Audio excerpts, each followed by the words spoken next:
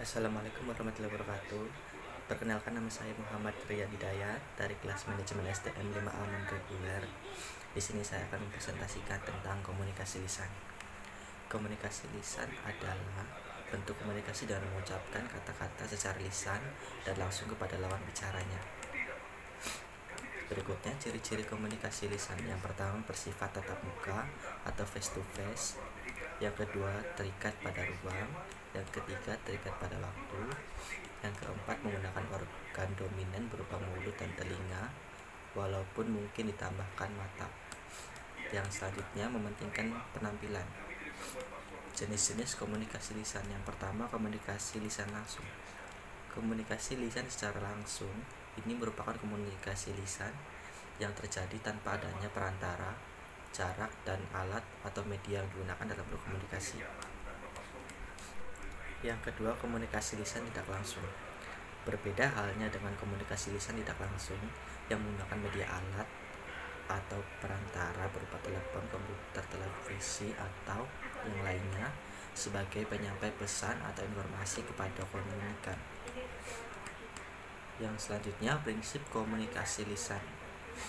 Berikut ini beberapa prinsip komunikasi lisan terdiri atas. Yang pertama, suara.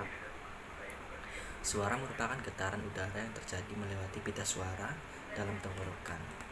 Suara di sini pun dibedakan menjadi dua jenis, yaitu suara hidup alias suara yang timbul dari huruf hidup yang merupakan huruf vokal. Suara mati alias suara yang berasal dari huruf mati yang menggunakan huruf konsonan. Yang selanjutnya, bunyi. Bunyi merupakan getaran udara yang muncul karena adanya pergesekan dari dua benda atau lebih. Berikutnya, nada.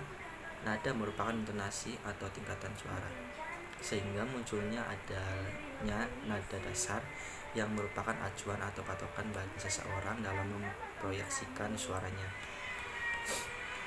Selanjutnya, kelebihan dan kekurangan komunikasi lisan. Yang pertama, kelebihan komunikasi lisan: menimbulkan timbal balik secara langsung tanpa perlu menunggu respon dari komunikan, dapat memberikan penjelasan yang lebih rinci dan jelas, dan menimbulkan partisipasi atau tanggapan langsung dari komunikan. Yang kedua, kekurangan komunikasi lisan: memerlukan adanya atau penyesuaian kondisi dan situasi terlebih dahulu sebelum berkomunikasi, memerlukan suatu uraian dan penjelasan yang lebih detail dan sulit untuk didokumentasikan tanpa bantuan alat recording. Cara untuk meningkatkan keberhasilan dalam komunikasi lisan. Yang pertama, memahami materi. Salah satu faktor penting yang akan mempengaruhi keberhasilan Anda dalam berkomunikasi secara lisan adalah pemahaman terhadap materi yang ingin Anda sampaikan.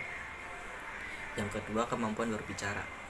Dalam komunikasi yang dinilai tidak hanya seberapa cerdasnya Anda, melainkan juga keberhasilan Anda dalam menyampaikan suatu ide atau gagasan kepada pendengar.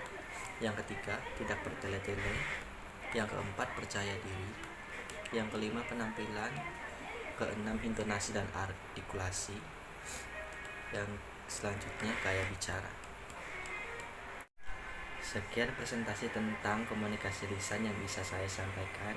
Kurang lebihnya mohon maaf. Wassalamualaikum warahmatullahi wabarakatuh.